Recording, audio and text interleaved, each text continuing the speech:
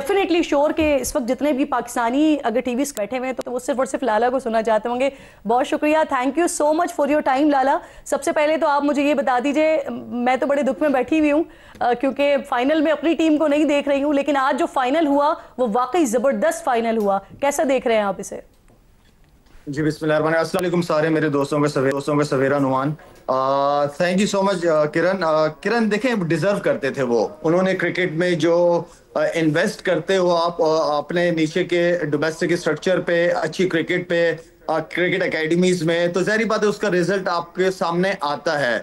और no doubt India का combination, उनकी सिलेक्शन चैंपियंस ट्रॉफी के हवाले से किस कंडीशन में उन्होंने क्रिकेट खेलनी है, तो उनके सिलेक्शन कमेटी ने बड़े ज़बरदस्त तरीके से काम किया और अच्छी टीम सेलेक्ट की और डिजर्व भी करती थी। हाँ ठीक है, आई नो कि इस वक्त सारे मैचेस कोई वेन्यू चेंज नहीं था इंडिया का, तो उनको कंडीशन, पिच पे स्पिनर्स के क्या सिचुएशन होनी है, किस कंडीशन में किस तरह बैटिंग या बॉलिंग करनी है, फील्डिंग, इसलिए कि उन्होंने वेन्यू चेंज भी नहीं किया, वो भी एक बड़ा रीजन है उनकी जीत में। लेकिन असल चीज जब उनकी टीम सेलेक्ट हुई थी, क्योंकि मैं खुद बहुत क्रिकेट खेला हुआ हूँ दुबई में, तो मुझे उसकी कंडीशन का पता है। हम स्पिनर्स बहुत अटैक करते थे दूसरी टीमों पे और स्पिनर्स का रोल बहुत इंपॉर्टेंट होता।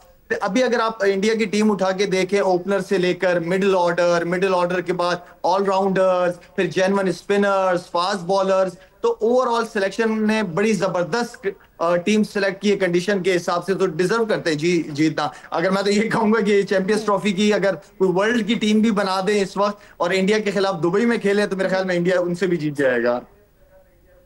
और आई स्टिल रिमेंबर लाला, आपने इसी ट्रांसमिशन में, सवेरा की ट्रांसमिशन में ये बात जरूर कही थी कि मुझे हैरानी होगी अगर इंडिया ये नहीं जीतता है। नुमान साहब ने भी आगाज में बड़ी इंपॉर्टेंट बात की कि जो कसूर है ना, वो सिर्फ हमारे प्लेयर्स का कसूर नहीं है, ये बहुत सारी ऐसी चीजें हैं कि जिसकी वजह से हम थ्रू आउट परफॉर्मेंस दे ही नहीं पा रहे हैं और मजीद खराब हो रही हैं। आप अग्री करते हैं इस बात से? और कहाँ हमें बेहतरी की जरूरत है कि हम परफॉर्म भी करना शुरू करें? सवेरा कह रहा हूँ, सॉरी, सवेरा के साथ इतने प्रोग्राम हो गए तो किरण को भी सवेरा कह दिया मैंने। अच्छा किरण, बात ये है ना कि नुमान ने जो बात की, डॉक्टर साहब ने बिल्कुल ठीक बात की है।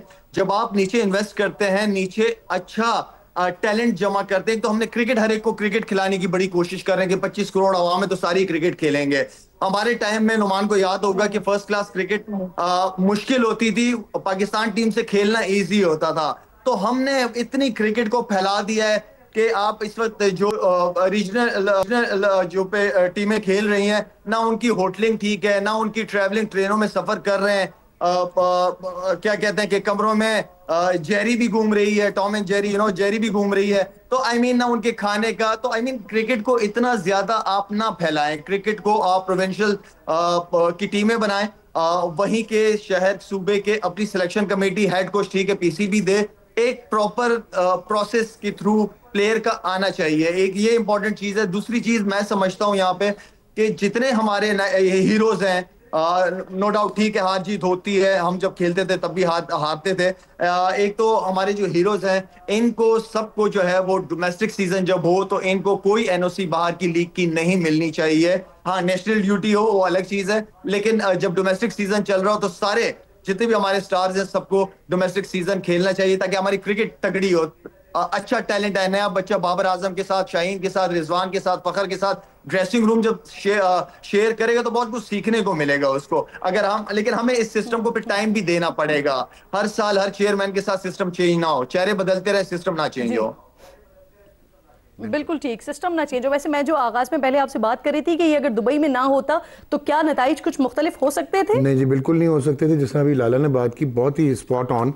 आपका प्रॉब्लम ये, मैंने इररिलेवेंस का वर्ड यूज किया था कि नॉट ओनली कि डोमेस्टिक क्रिकेट को रीऑर्गेनाइज करना है, डिसेंट्रलाइज करना है, पीसीबी ने अपने पास रखा हुआ, कराची का कोच आता है, पिंडी की टीम सेलेक्ट कर रहा होता है, और जिस तरह इन्होंने होटलिंग का कहा और प्लेयर्स के प्रॉब्लम्स और मसाइल, ये हम डोमेस्टिक क्रिकेट को सीरियस लेते नहीं, हालांकि वो गेटवे टू इंटरनेशनल क्रिकेट है। So I totally endorse what Lala is saying. लेकिन प्लस एक चीज़ हम भूल रहे हैं कि रेजिस्टेंस टू चेंज आ रहा है आजकल क्रिकेट बोर्ड में, क्योंकि वो लोग सुपरा स्पेशलिस्ट नहीं हैं जो नीचे काम करते हैं। तो अपनी इनसिक्योरिटीज़ में वो चेंज नहीं आने दे रहे। आपको अब साइंस ड्रिवन टूल्स लाने पड़ेंगे।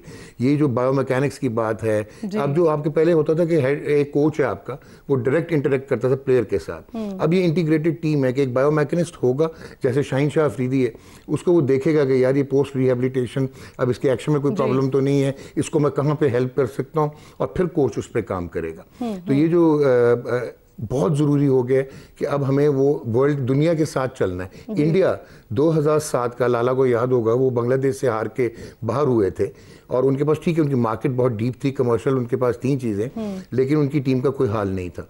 देयर दे डिसाइडेड कि अब हम लोग जो हैं क्रिकेट को इंफ्रास्ट्रक्चरली डेवलप करेंगे। उन्होंने अपनी डोमेस्टिक क्रिकेट को, रणजी ट्रॉफी को इतना डेवलप किया, और उसके बाद इंडियन प्रीमियर लीग आई, और उसके जो कमर्शियल एस्पेक्ट्स थे उनको यूज़ किया।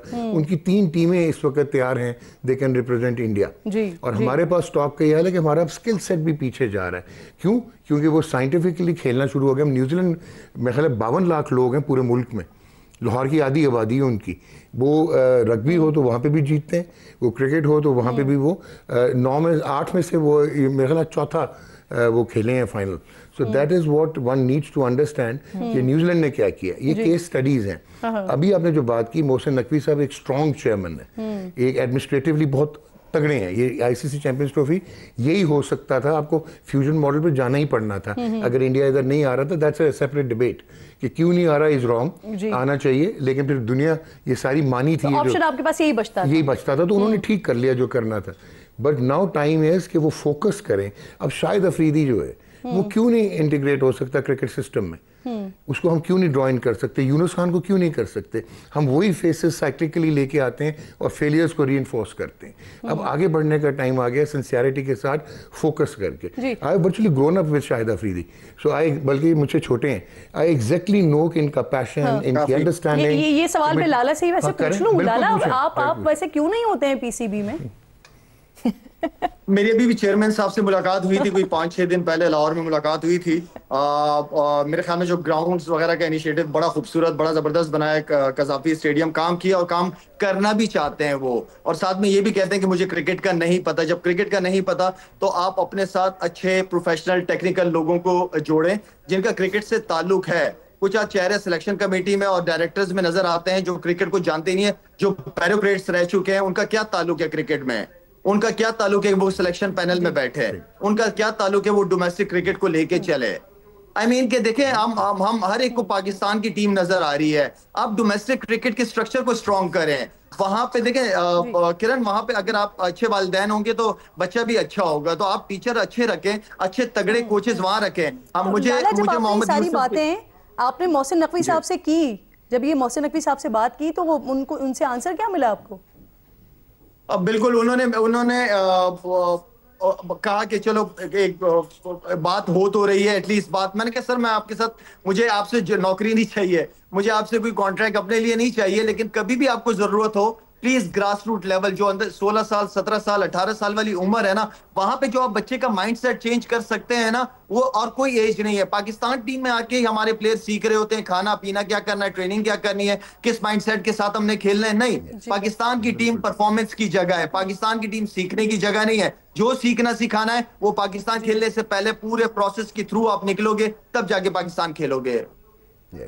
और लाला, इन बच्चों को सिखाने के लिए आपकी सर्विसेज अवेलेबल हैं? मुझे ना कॉन्ट्रैक्ट चाहिए, ना मुझे इनकी कोई कॉन्ट्रैक्ट नहीं चाहिए। मैंने इनसे यही कहा है जब भी आपको जरूरत हो आई एम अवेलेबल। नीचे लेवल पे हर एक को पाकिस्तान टीम, मुझे नहीं पता कि क्यों हमारे स्टार्स को पाकिस्तान टीम ही नजर आती है। जैसे मैंने अभी आपको कहा सवेरा कि मोहम्मद यूसुफ की जरूरत पाकिस्तान टीम में नहीं है, मोहम्मद यूसुफ की जरूरत हमें क्रिकेट एकेडमी के अंदर है, जो बैट्समैनों के साथ टेक्निकली काम कर सके। वहां पे हमें नीचे लेवल पे अंडर 16 अंडर 17 लेवल पे हमें तगड़े कैरेक्टर के लोग चाहिए।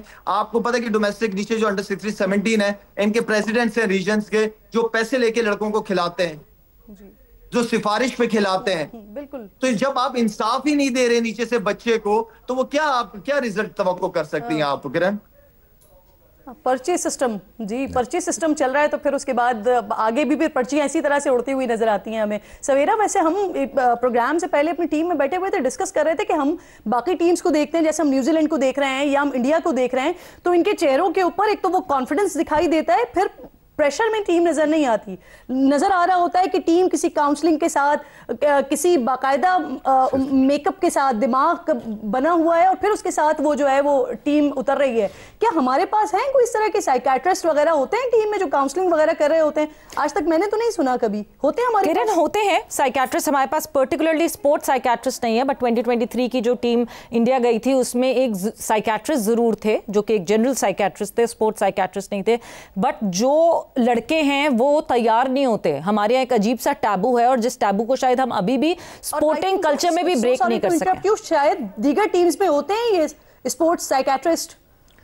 जी, मेरे ख्याल में इंडिविजुअल जिस प्लेयर को जरूरत होती है वो अलग से क्लासेस लेते होंगे या कोर्सेज होते होंगे, ऐसा नहीं है कि नहीं होते।